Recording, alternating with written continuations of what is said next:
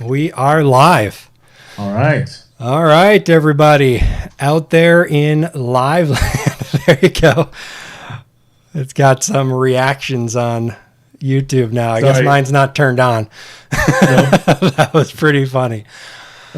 All right. Well, everybody, welcome to another episode of Amazon News Live. We've got my friend Dan on again today from Trace Fuse. So I appreciate you joining me again today. Absolutely. I love being here. Thanks for having me. Absolutely. So let's go ahead. We'll dive right into the news and Let's do it. Get some opinions on it. So I'm just going to share my screen so people can see the news here. So let me do that real quick. All right. That didn't work. I see your screen. Yep, but I've got it on the wrong screen, so it's showing my desktop. So got it. Let's try that again. And while he's doing that, just so everybody knows here, a little bit of backstory between of Todd and I. So Todd is largely a wholesaler, and I have always been private. It's not private label, but wholesale exclusivity. So exclusivity to a brand. So I don't buy a whole bunch. So that's kind of the difference between us. So it's nice for us to be able to talk from different angles of experience. Yes. Except for fees. This one looks like a fee. We both agree with getting rid of fees. I think. So we're starting off this time with a little bit of good news. So Amazon axed a major fee for sellers. So essentially, Amazon has removed the overage fee for sellers, which was imposed when their inventory exceeded warehouse limits set by the company. So a lot of people may not have heard about this, but essentially, every holiday, Amazon starts cutting down on the amount of storage that's available to you. And they were, fees. Yes, and raising fees. And they were saying they were going to add a new fee this year that, hey, if you bulk up on inventory before the holiday and then we slash your storage below what you actually have in Amazon, we're going to charge you fees for being over, even though you weren't over when you sent the product in. So It was a pretty horrible fee to start with. So thankfully, they're slashing that for us. Yeah, so because I'm in the supplement world primarily, I don't send bulk inventory for the holiday periods. My sales tend to be fairly regular throughout the entire year. So I don't really experience this. Honestly, I don't check the fees. That's my wife. So it could be that we have in the past. But does this mean that what if someone, so we've got that cutoff date, right? In like October or November, where it's like, all right, we're not accepting any more inventory, right? Yep. Does this mean that they're still going to slash storage amounts by brand, and if you don't already have inventory in, that you're still going to get charged that fee? Because that's how I read this. Yeah, well, basically, if you're over the storage limit. So let's say you had, and I don't know what mine is right now, but let's say you had 1,000 cubic feet of storage. Mm-hmm. And so coming into Q4, you're like, okay, I'm going to pack out Amazon. I'm sending in 1,000 square feet of product.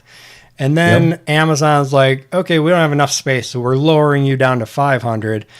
They were going to charge you an overage fee because now you're over the decreased amount that we changed it. So it's one of those things like, how do you plan for inventory then? You're telling me you're going to charge me a fee if I don't have enough. You're going to charge me a fee if I have too much. And now you're going to charge me a fee if you decide after the fact to lower my storage amount that's available. Yeah. And that's kind of what I'm wondering are they still going to slash that storage during a time when they need more space, but so do you to cover inventory over the holiday period, and then you still get charged if you don't already have that inventory in there before they slash it? So I've read in the news that they are gonna probably decrease storage space that's available in Q4. Mm-hmm. So it's probably gonna happen. I mean, unfortunately, Amazon's got all these incentives set up for them to do the negative thing, which is cutting the square footage that you have available, because now they've got that bidding system where you can actually put in a bid to increase your storage for the next, I don't know if it's the next quarter or the next month, I forget. But yeah, if they decide to cut your storage and now you got a bid to increase your storage. So are we bidding? So this is the first time hearing about this, actually. Again, I don't typically deal with the inventory side of our business. Are you saying that you have to say, I will pay this much money for this much extra storage? Like you're bidding dollars? Correct. Oh my gosh. It's pretty crazy, actually. If you need more storage, there's a system you can go in and say, I am willing to pay $1 per square foot, and I would like to get an extra 500 square feet, and then you submit it, and then you're like, they'll like, well, we'll let you know later if you win the square feet or not. So they've circled back to eBay for storage. How so? Just like you would bid on a product on eBay, eventually people like humongous companies are going to just outbid everybody. Mm-hmm. So like it's like eBay, just like eBay for products, only it's going to be for Amazon storage, something that they used to provide as a service to both sellers and customers as like, hey, if you send it into FBA, your fulfillment fees are less. It didn't used to be less in the beginning days, but your fulfillment fees are less and you get 2-day shipping to your customers. So we're going to show you to all Prime members who say, I only want to see Prime. Mm-hmm. Now they want to charge you. I just find that very interesting that, and let's see, you've been, remind me, how many years have you been on Amazon? At least 5, if I'm not mistaken, right? More than 10 now. Okay, I thought so, yeah. So you're more than 10. I'm 14 this year. So when we started, none of this stuff existed. We didn't have storage limits. We didn't have I don't even know if we had excess fees during the holidays at that time. And so now, for a service that you basically have to use if you want to be able to compete and get 2-day shipping short of seller fulfilled Prime, which I'm not even sure if that's available to everyone these days, mm-hmm. You're going to have to pay them for the convenience of using their storage, but you have to, kind of thing. Pretty much. I kind of think of it more like, bidding for ads, right? The same as you're putting in your max bid for the ads, and then, maybe you win it, maybe you don't. They're trying to force the same thing on their storage. Yeah. And there are companies out there that they only make $1 on every sale, So if they have to bid 30 cents, 40 cents, that's just going to cut into the profit even further. Yep. All right. Well, can't say I agree with this one. Yeah. I mean, I'm happy that they got rid of it, right? Yes. It was ridiculous that they even thought that it would be a good idea in the first place, though. Yeah. I definitely agree with slashing this. I can't say I agree with the bidding for storage. Yeah. No, me neither. It's thankfully right now my storage is really high. We're literally only utilizing like 6 or 7% of the amount of standard and oversized storage that they allow us. So they've jacked it up way high compared to what it was last year. But it remains to be seen what that will look like come Q4. Yeah. Are they going to slash it way down and try to make me bid? I have had to bid one time, and that was for apparel storage, because our apparel storage, right now we're using about 30%. But last year, right at the peak time when my apparel sells, they cut our apparel limits. So we had to put in a Ugh. bid. But what sucks is you put in the bid and then you got to wait for the beginning of the next month before they'll increase it and to find out if they'll increase it. Right. So that is kind of annoying that you have to wait on it. You don't know right away if you're actually going to get it or not. Yeah. Yeah. This So is we'll wild, see. man. It's amazing to me, and this is why I love doing these with you. Granted, this is number 2, but I love this because I'm learning things too every week, right? And I'm surprised at what I am all currently unaware of, just because I'm not the one that's in Seller Central every day anymore, you know. Yeah, All right, well, that's why I enjoy doing this news, because it forces me to stay on top of everything. So yeah, definitely. it's just as much for me as everybody else. Yeah, exactly. Yeah, absolutely. Cool. All right, awesome. Well, let's jump on to the next one here. And by the way, anybody listening that's wondering how to do the increase in storage, essentially, if you go into Seller Central and click on your shipments, and then at the bottom, there's a capacity monitor. You click that and it pops up and shows you how much storage you have. And right in there, you can click a button to, request more storage. Unfortunately, it doesn't work for flammable and aerosol, which is where I really need to increase my storage. But they don't have the option to bid on those as of yet. So if you need to, that's where it's at. Cool. All right.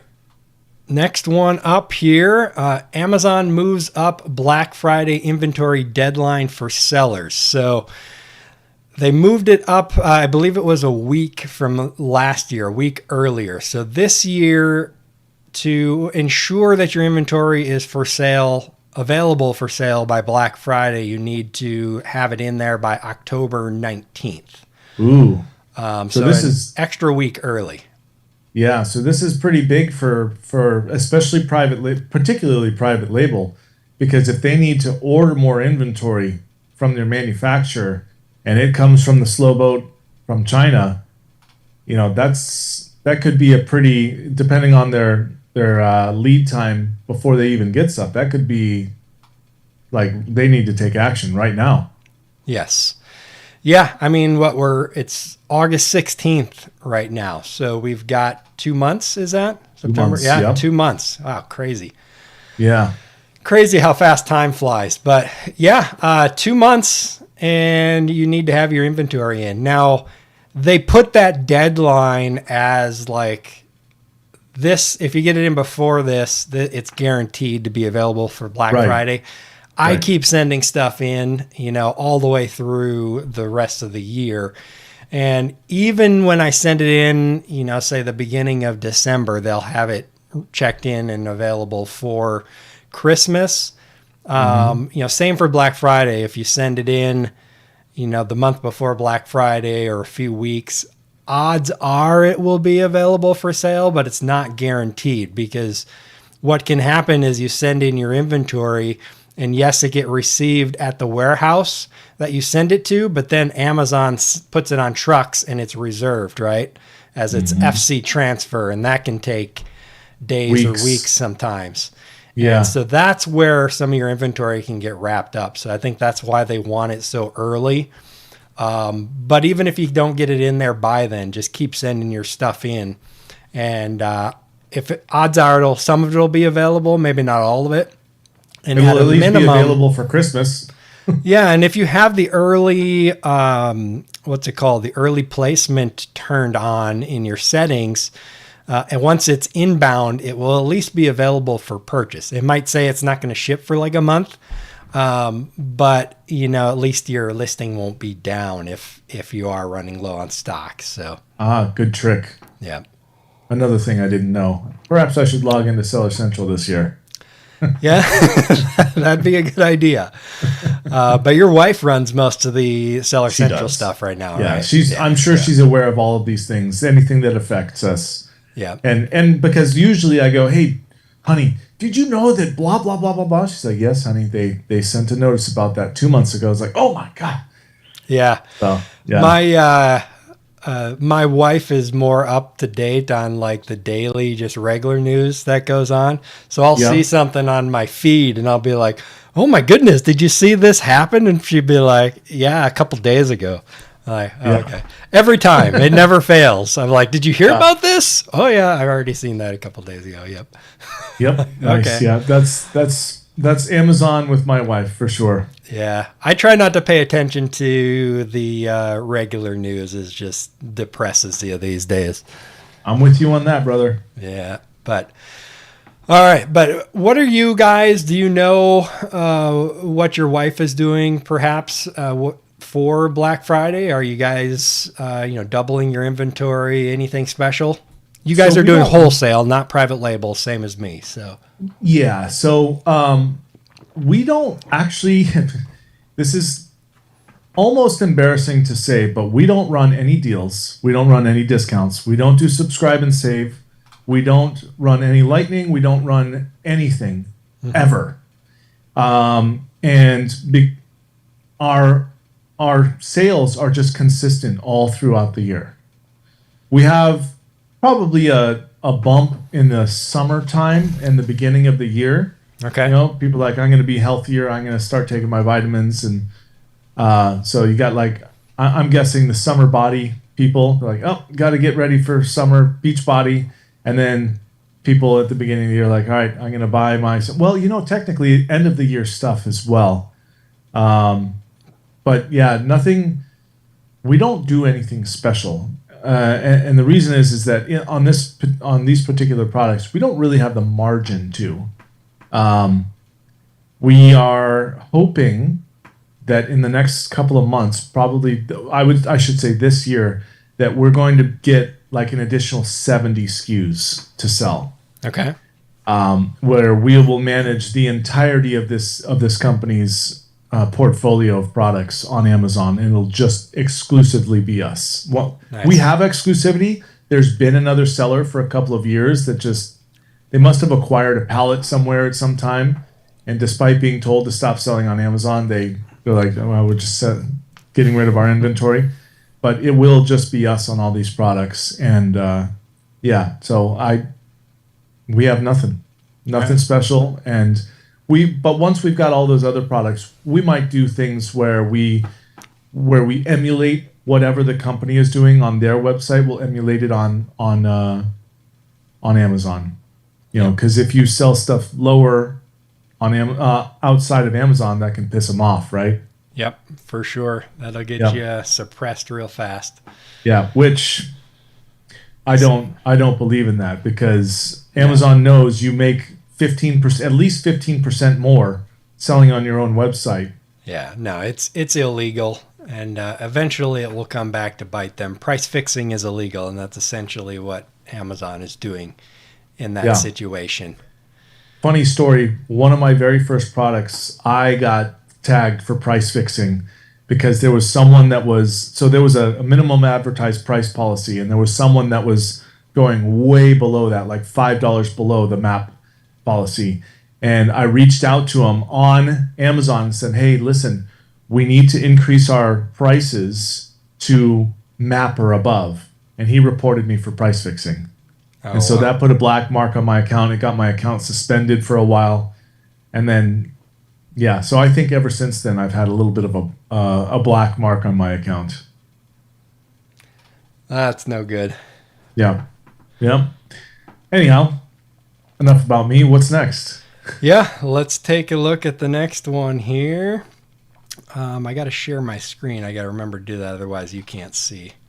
Yep. All right. So is Amazon heading towards a post-review world? So I'm going to click over to LinkedIn on this one here. And, that didn't work. I guess that link is broken. I'll have to update that.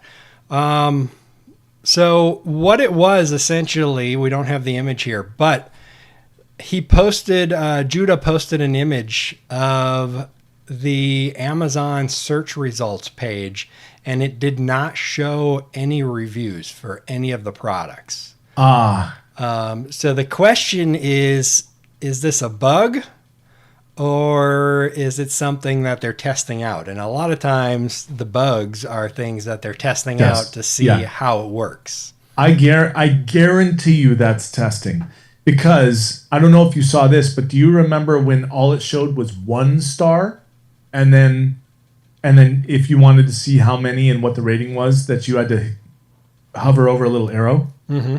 Did you saw that? No, I don't recall that, but yeah. So they were testing that. This was only a few months ago.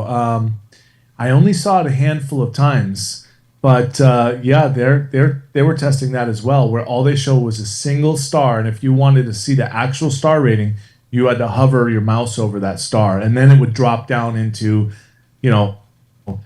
this many 5 stars, 4, 3, 2, 1, and this is the percentage and stuff like that. And then from there, you could, of course, click on those and see the reviews of them, right? Yep. As you know, reviews is kind of like, that's my wheelhouse, right? Like, you would not believe the amount of stuff that we see at TraceViews on reviews and accounts. Like, I saw 3 different accounts today that use the exact same, like disassociated accounts that use exactly the same type of review. A period for the title and like a few words for the body of the review. So I think this is, we know that Amazon's always testing stuff, right? They're always testing things. They've got servers all over the world, so they can probably deploy certain things on certain servers, which only affects a segment of the sellers on Amazon. Yep. And then they can watch the results of that segment as compared to their peers on other servers, right? And I think that Amazon is under the gun for fraudulent reviews on Amazon, right? We at TraceViews find you'd be astonished at how many fraudulent reviews that we find. It's a lot. Oh, I'm sure. So, yeah. So I think they're taking precautions so that they don't have to be culpable in some ways. Like, now you can only see the last 100 reviews, right? A product might have 27,000 reviews, but you can only see 100, right? Yeah. You can't see any account that only left a star rating. And yet a star rating can so dramatically affect, especially a launch, so dramatically affect your overall star rating that it could kill your launch. Yep. And all you need is for someone to buy your product, return it, and leave a star rating with no review or with a review. It has more weight than star ratings, and that, there's your verified purchase. Yep. So, and I find it odd that they would remove the star rating, because Amazon knows that buyers are buying based on what they see in the image first and what that star rating is. Yeah, so in the image, which I wish I could pull it up, but I don't want to be digging through while we're live, but in the image, it still had, and it focused more on like the Amazon Choice badge and, the best in the category, and it had, 400 plus sold, et cetera, et cetera. So I think they were testing out, can we utilize these metrics instead of the star ratings to drive sales and get the same kind of result or not? Yeah, so that's another interesting one that they're doing, is the number of units sold, right? Mm-hmm. They're trying. Here's what I think. I think that they're trying to figure out what to show that still provides the buyers with social proof to purchase the product. Yep. Without having to display the stars, because they know that the ratings are influenced. Yep. Right? And like you and I, we're wholesale, so it's not such a huge thing for us. Obviously, we're not going to sell products that are sitting at a 3.3 star rating, because we just won't have the velocity that we need to make money. But it's Yeah, I think that there are it's been happening for years. Like when you and I started, let's see, 2010 for me, so that'd be 2014 for you, thereabouts, right? Hmm. So if I remember correctly, 2015 is when Amazon said, "Whoa, hey, hold on. If you get this product for free, you need to disclose it in your review that you received this product in exchange for a review." And then not 6 or 12 months later, they went, "Whoa, whoa, whoa, whoa. You can't do that anymore." Right? Yep. So first, it was the Wild West. You could just send people products, 50 products, 100 products, and get 5-star reviews. Boom. In 30 days, you've got your 30 plus reviews, which is what you needed at that time to kind of awaken the algorithm with Amazon. And then Amazon said, you can't do that anymore. You need to tell them that you got this in exchange. And then they said very shortly afterwards, you can't do that anymore. You cannot do this at all. Yeah, you can't And do that then anymore. You got to pay us through the Vine program to do it for you. exactly, exactly. If you want to influence your reviews, you have to pay us to do it. Yeah, yeah, that was Signed, that the was Amazon model. so funny, frustrating at the same time when they did that. I mean, it's a good thing that they did that to help legitimize the reviews a little bit because it was getting quite out of hand. You knew It's pretty true. much all the reviews were fraudulent of some type. Yeah, yeah. I have had friends, and I've experienced it myself on some of my older products that I don't sell anymore, where just thousands and thousands and thousands of reviews just get done, Yeah. gone. Oh yeah. Now that was like 2015, 16, but I was able to get my reviews back because mine were all legitimate. So I got all my reviews back. So they took down your legitimate ones. Oh yeah, this happened to a lot of sellers. Yeah. Yeah, were you selling wholesale at that time as well? Have you always done wholesale? What time frame was that? 2015, 16, 17. Yeah. Yep. Okay, Definitely so was. yeah, so it if it affected you in any way, you may not have noticed because it doesn't the star ratings don't matter to you, right? Not heavily. But for those of us that were doing private label, yeah, I mean, there were definitely a lot of influenced reviews at that time, right? Yep. And some of them, 15, 16, you had people that said, this is my honest feedback on this product. But of course, most of those were 5 stars. So Amazon just removed swaths, just millions of reviews, just axed them, you know? And that actually ruined quite a few people because they just got rid of basically all of their 5 stars, right? Yep. All not, yeah, it was mostly 4 and 5 stars. I can't recall if they went after 1, 2, 3s at that time. I think they left them. And so I actually contacted Amazon. This is at a time when Amazon support was still helpful, was actually still support. And I got my reviews reinstated because I was able to prove to them I don't have any connection with these people.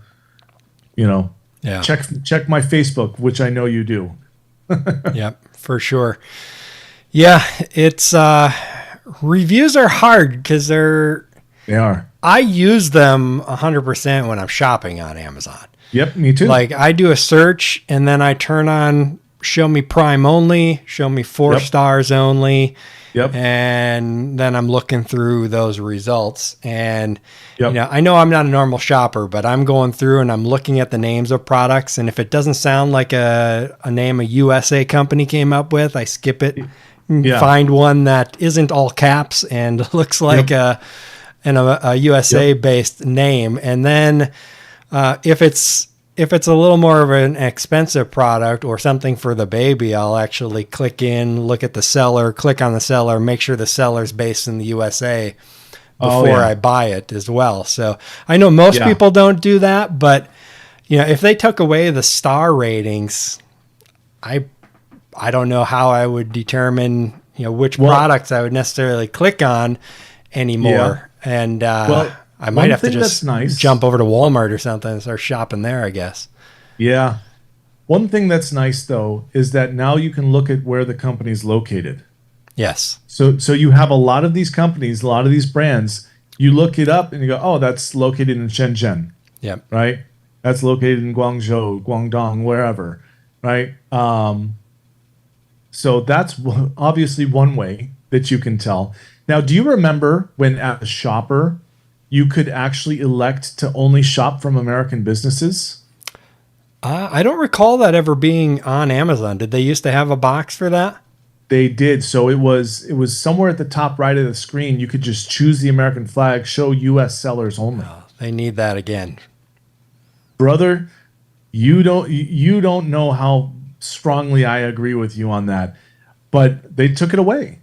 And now you cannot filter by American businesses. That, like, I know we talked about it last time, but that's why I think Rivley's gonna like absolutely kill it in this industry. Mm-hmm. It's just for American businesses, you know.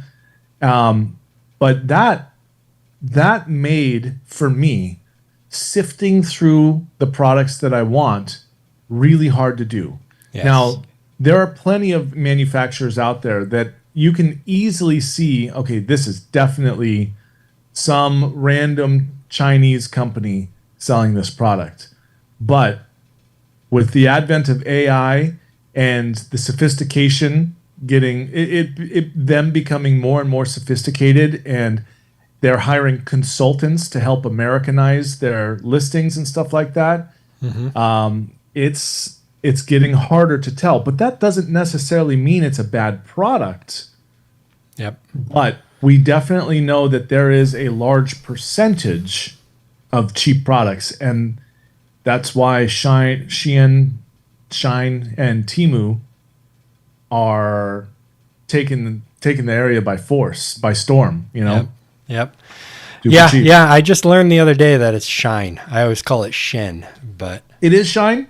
I guess so. At least the video that I was watching about them, they kept calling it Shine. I'm like, maybe I've been saying so it was wrong. actually from them. I don't know.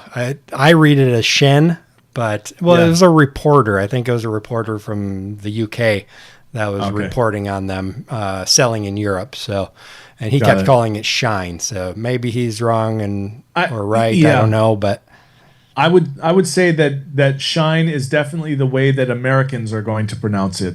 Yeah, probably. Shen sounds more Chinese than Shine. Yeah. I would call it Shin. Either way.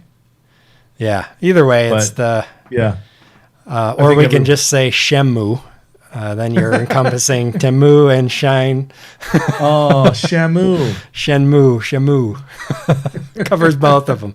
All the Chinese sites. Yeah, that's funny. But yeah, the other thing, if you're trying to buy from USA-based sellers, if you click to the seller's name and they're based in Delaware and they have a weird name for the company name, then it's probably a Chinese company as well. Because most foreign companies will incorporate in Delaware. Yep. Wyoming Montana. Is becoming bigger. Yeah, Wyoming, that's right. But most of them still do it in Delaware. So, yeah. Do you? Quick side subject. Do you know why Delaware? Because I believe it's because it's very easy to do, and they have strong protections. Yeah, legal and protections. They have. It was the first state. This is my understanding. The first state to have corporations, and they have a court specifically for corporate issues. Okay. And I think they may be the only state that has that. And so you can file your articles of incorporation and all that kind of stuff really easily there. Yeah. But they have stronger protections than most other states. But yeah, I think Wyoming is one. Montana, I don't know if Montana gets used often, but Delaware, Wyoming, Florida, Texas, I think are the top ones. Yeah. I could be totally wrong, but that's what I Most think. of the shell companies or the paper companies are in Delaware. Yes. Yeah, the name only, basically. They were formed to, hide identities or whatever. Yeah.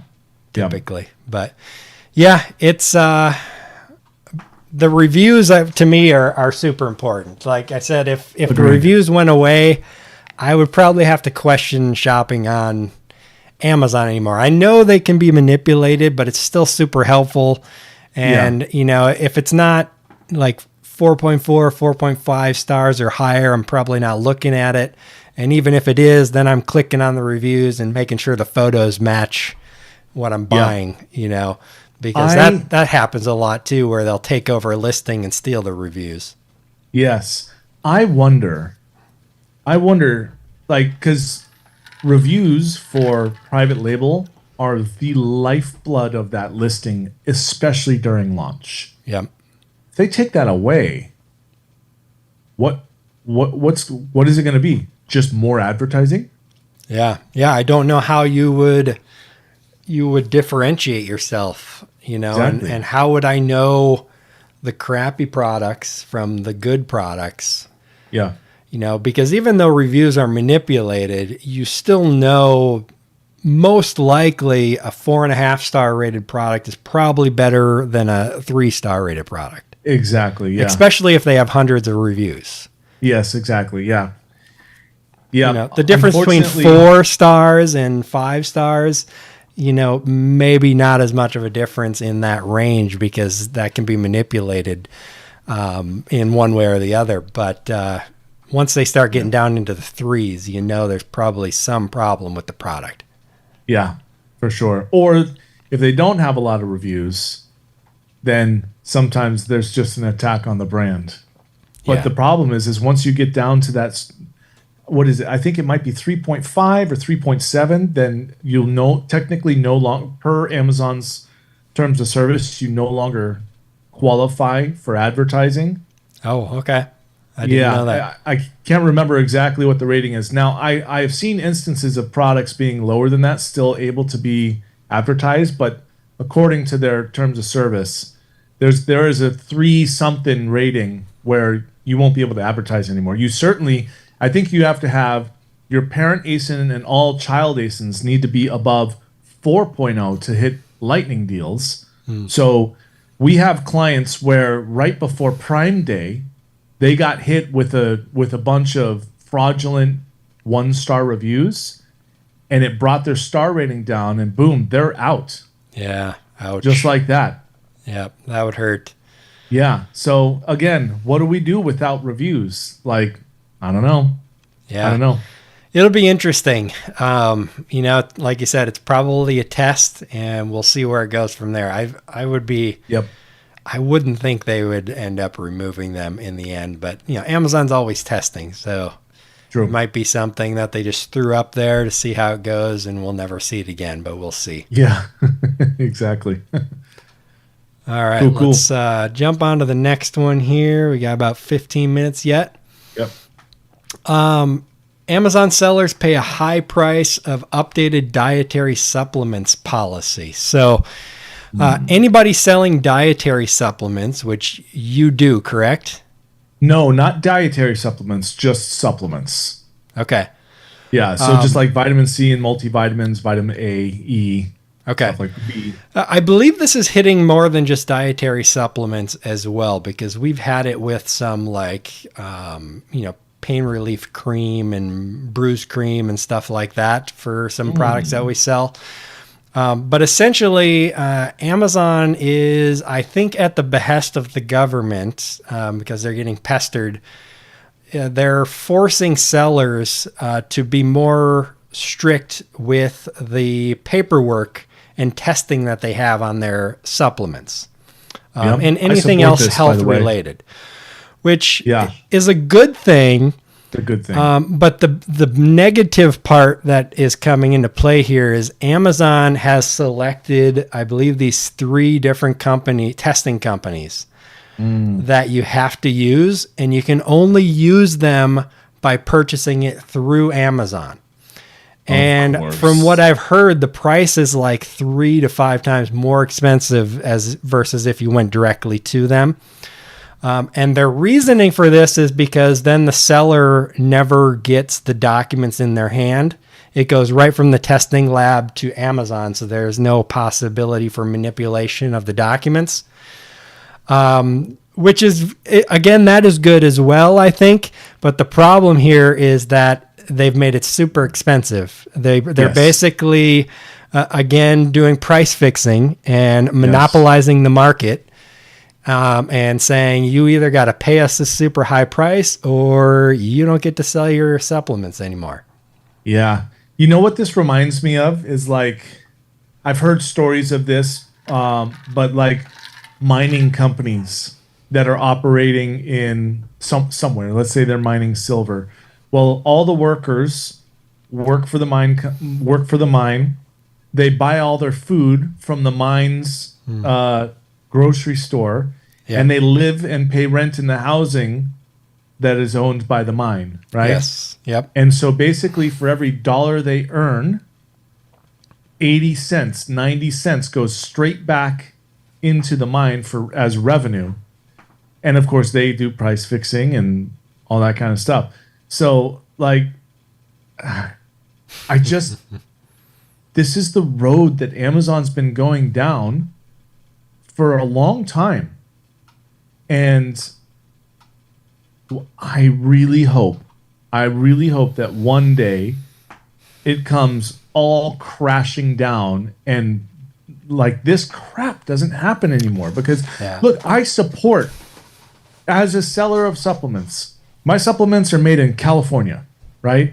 It's an American business with American machinery using ingredients from all over the world, of course, but they're all made here. They're all tested here in America, in California. And I support this because I've definitely seen supplements come out of China and they are crap. And even Walmart's been smacked with this for having gypsum as fillers in certain supplements. So, and for those of you that don't know what gypsum is, it's what drywall is made out of. It's the internal pieces of drywall. It's chalk, right? And so I really think that this is a very good thing. Now, the fact that you have to buy this through Amazon, that's what I disagree with. Fine, I will if they have some kind of a partnership with these facilities, the facility can then give them the documentation. Yep. Slap the ASIN on there, the merchant token, and say this is the customer, this is the product, these are the results. Yep. Send it to Amazon directly through there. But having to order it through Amazon at triple, double, even 50% above the price of going direct, that's unacceptable. Yeah, it's something that's illegal in the USA because they're manipulating pricing and controlling the market. And again, it's a good thing that they're doing this, but I think the way to do this properly and legally is they need to have a testing store inside of Amazon, like an app store, right? And you go in there and any testing company can apply to be in the app store, right? Like a Google App Store or Apple App Store. And once they're accepted in, they're listed there, and then you can go in there and pick whichever one, look at prices and select it. And okay, I'm going with that company to do my supplements testing. And then you give them everything they need and they send the results to Amazon directly for you. Yeah. If anything, Amazon should provide a discount because those companies are going to receive so much business. Yeah, I mean, it should be like ShipStation, right? You get immense discounts with UPS because they're providing so much volume to UPS. It should be the same way. I mean, Amazon should be negotiating on our behalf to drive down that pricing, but instead they're using it as an opportunity to jack up their profits. Yeah. Is that what you use, by the way, ShipStation? I do, yeah, in our warehouse for fulfilling FBM orders. Remind me after this. I need to introduce you to somebody that I think could save you could be a significant amount of money, but please remind me after this. Yeah, that'll be fine. We got an email from UPS that, hey, we're giving you discounted rates for your UPS account. Just click on this and tell us more about you. And they're like, yeah, you get 70% off this, 40% off this, et cetera, et cetera. So I entered our UPS account information into ShipStation just to compare our rates to ShipStation's rates. Yeah. And entered in a test box, just like, I think I did like 12 by 8 by 3 or something like that, like half a pound. Yeah. UPS from ShipStation was $7 and change to ship it. Our account was like $24 and change. I'm like, oh yeah, thanks for the discount, UPS. Yeah, no kidding. So not that you would do this due to the fact that you have these better prices through ShipStation, but I've got a buddy, actually a mutual friend of ours, Eric. Mm-hmm. Yep. Eric in Tampa here? Yeah, exactly. Yeah. So what he does is, now his facility, they ship enough volume where they can get their own discounts, right? But he'll take 50% and 50% of his shipping to UPS, 50% to FedEx, or a mixture of percentage. He's also now working with USPS. Okay. So, and he'll tell them, hey, listen, there's an additional this much percentage for you if you can bring your rates down. Mm-hmm. And so he'll pit the two against each other to lower the rates, with them knowing that there's another 50%, another 30% that they could be getting from them. Yep. Yeah, if you've got the volume to force them to do that, I mean, that's huge. We ship. Yeah. I try to do everything FBA. Our FBM is more of a backup. But we ship about 100 packages a week, so it's not huge, but it's okay volume. Yeah. So I don't think it's large enough to do that, but I have done that with our LTL shipping. So we use FreightQuote.com and then PriorityOne.com. And first I pitted FreightQuote against Amazon's prices, and so FreightQuote brought theirs down to sometimes beat Amazon's prices if you do it inside Amazon.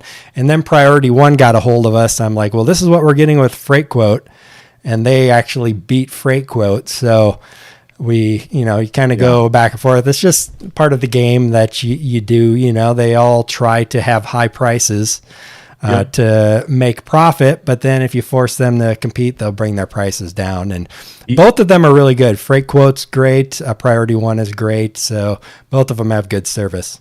Yeah, cool. I really think that this is where we are as Amazon sellers today, is that we, just like Amazon is trying to figure out all the ways that they can charge us money to make more profit, we have to then go and negotiate to increase our profit, figure out where are we bleeding money from, right? Yep. Where are we making these expenses that are negotiable or unnecessary, right? A lot of people already do this, but managing ads, right? So I on the side, I don't know if we've talked about this. On the side, I'll consult larger brands, and one of them, I brought in my buddy who's been running ads since ads actually launched on Amazon, and we were able to save them. I'm not even joking about this. $50,000 a month in wasted ad spend. Oh wow! Yeah, and I mean, if you're managing it poorly, and then you get somebody who can do it well, even good, you can save a lot. Yes. So that's $600,000 a year in profit. Yeah. Right. Yeah. Anyhow, that's a good chunk of change. Yeah, exactly. Make sure you're watching your ad spend is the moral of that story. Yeah, and make sure you know what you're doing. And all of that, of course, relies upon having a very good listing, because little do many sellers know that if you have a really high conversion rate, you don't even necessarily have to spend the suggested bid amount. Mm-hmm. You could be spending less than that, because Amazon wants your listing to be there because you have such a high conversion rate. Yep. So anyhow, this is a little side thing, but I know I have a tendency to talk too much. Sorry, Todd. No, not at all. It's a good thing. All right, so we're coming up on the top of the hour here. Dana, tell us a little bit about TraceFuse and how people can get a hold of you. Sure. Yeah, and by the way, you don't necessarily need to bring it up every time. Like I don't want this to be an advertisement for TraceFuse every single time, but I do appreciate that you asked. So I'll go ahead. Of course, I'll oblige. But Trace Views helps Amazon sellers remove negative product reviews. We're 100% white hat. We're TOS compliant. The elevator version of it is that what we do is we look at your reviews, we find the ones that violate Amazon's community guidelines, and we submit those to Amazon for removal. And we have a 5 to 15% success rate, removal rate. So that means for every 100 critical written reviews, which is a written 1, 2, or 3-star review, we're able to remove somewhere between 5 and 15%. We go after the reviews first that are clear violations, like arrived broken, shippers broke it, box was crushed when I got it, 1 star, 2 star, whatever. Then we go after the black hat stuff, and we're looking for accounts that have left the same review every single time. And actually I've got a picture of a perfect example of this. I'm going to send this to you in the chat real quick, and you can share it if you want. Let's see, where is that? So here it is right here. Yeah, I think it's good to talk about this because most people don't think you can remove reviews. So I didn't think so either, at least not in recent years. Where'd it go? So here it is. Yeah, okay, cool. This is a real and a live account. I don't have the link to it anymore, but this is a legitimate account right here. It's still up. So this is one person who sells all these products. This is one buyer. Who's left all these reviews. You would not believe how often we see stuff like this. Yeah. I'm actually compiling a list of buyer accounts that have reviews that look like this. So one of the things that, when it comes to the fraud stuff, that's a lot harder to prove to Amazon. But when we're able to prove it, like, they have to take action on that, right? Yep. We're looking for spikes in the number of reviews you get on any given ASIN. So let's say on average you get 1 a day, and suddenly you get hit with 10, 7, and 11 reviews, right, in a 3-day period. We'll investigate every single one of those buyer accounts, and we will often find things like this. And another thing that we look for, and we do find, is that certain buyer accounts, they'll have blocks of reviews that are all on the same date. So one that I looked at, I found it yesterday. I don't know that you necessarily want to share this account. I mean, it doesn't matter to me, of course, but it's, let's see here. They had reviews that only, sorry, trying to just get this link for you real quick. So there's the link.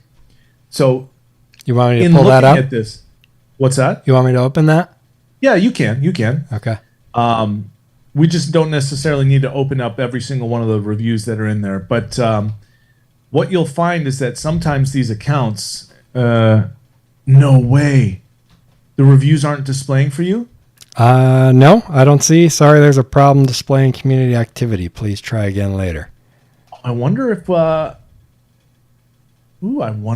we got that one taken down, or at least suspended. All the photos and everything is gone. What's that? All the photos and everything are gone. So. Oh my gosh, that's awesome. So this morning they were there. That's very interesting. We must have gotten that one down. Following Amazon Basics. All right. Yeah, cool. Okay, so well, there you go. Yeah. Anyhow, the point is that we find these accounts that are like this, that, like, this guy only had 2 dates. He had like 20 reviews, and on 2 dates, one of them was May 22nd and the other one was July 14th or something like that. Like 8 or 10 reviews each, right? And that was it. Most of them, there was a mix of 5 stars and 1 stars, of course, but it only happened twice. And so anyhow, we go really deep into this stuff, and it's wild. I know we're out of time, but yeah, the short version is that I wish it was easier for sellers to get this done, but the short version is that most sellers have, at best, 1% can remove around 1% of their critical reviews. Yeah. And that is if they are on it, right? Our service, we check every review 3 times once by AI and 2 individual, completely separate human being teams before it ever gets sent off to Amazon. And then we'll follow up roughly 13 times over the course of a long period of time. But before we go, okay, Amazon's just not going to do this. Yep. So yeah, anyhow. Yeah, it's good. I mean, if you got a lot of reviews, you got to be on it. So either doing it yourself and have processes in-house or using a service like you guys. Yeah, exactly. Yeah. And our service is once you set it up, you don't ever have to touch it. We'll monitor your reviews on a daily basis. Yep, absolutely. All right. Awesome. Cool. Well, this has been fun. Dan, I appreciate you joining me and appreciate everybody out there watching. Head on over to AmazonSeller.school. Jump on our email list and such to get notified of the next time we go live. But we try to do it every single Friday at 11 a.m. Eastern. So I appreciate you joining us. See you next week.